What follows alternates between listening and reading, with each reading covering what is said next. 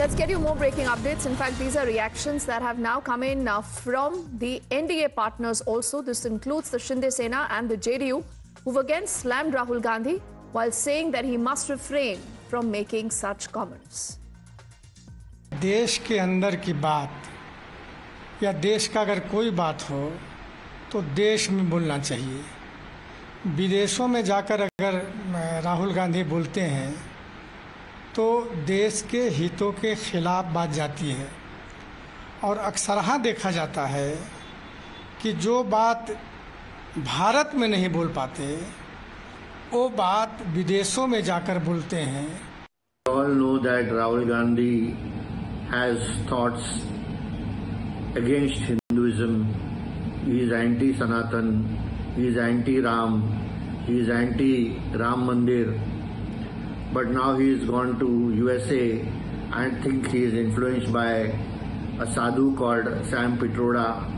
Instead of going to US and Thailand all the time, Rahul Gandhi should take a tour of the Himalayas, meet the saints and the sages, sit with them, understand Hinduism. Let's also get in our colleague Pragya back into the entire conversation. You know, Pragya, looking at a larger big picture, Rahul Gandhi, who's the LOP right now, would it be fair to say that he's trying to, profess a different kind of ideology? He's, whether he's speaking in the country, whether he's speaking outside, he is using that opportunity to exactly tell everyone that what does his party really stand for. And in the same process, he does not even, think twice before hitting out at the government, hitting out at the Prime Minister, and even saying again that it's the opposition that is running the country because the opposition represents people, the opposition represents humility, love, and a lot more things that he has said. Well, I would say there is a very thin line when you say that this is our ideology, this is how we are different from the ruling party, and this is what we stand for. And secondly, doing it on a foreign land where you may be, people may interpret as downgrading your own country. So there is a very thin line between this. Rahul Gandhi, when he goes abroad, when he says things about India, you can always say things about Indian government. You can always attack Prime Minister Narendra Modi. That is all right. Even for the government, they're okay with that. But when you say that India doesn't respect the people who are skilled, India doesn't know its place in manufacturing sector, India has ceded space in the manufacturing sector, you say that women are not treated well in the country, this all shows and reflects on the country and the image and the people and the culture it has. So this is the problem where, BJP is saying that, when you go abroad, you portray India as a country where women are not respected.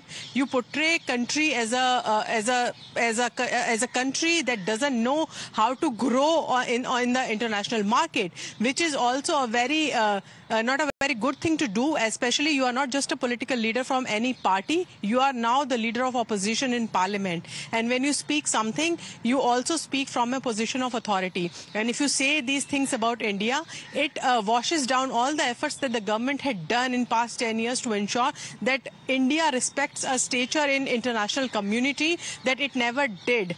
So this is what exactly the problem of the central government with Rahul Gandhi right now is. You may have your own opinion, but that opinion you could have shared in any form on any platform. But to say that India is a country where where skill is not respected, there is RSS-driven ideology, and RSS you can attack organization, that is all right. But you say that this is the exactly situation in RSS, this is the exactly situation in a country where women are treated as in their traditional roles. This reflects badly on India.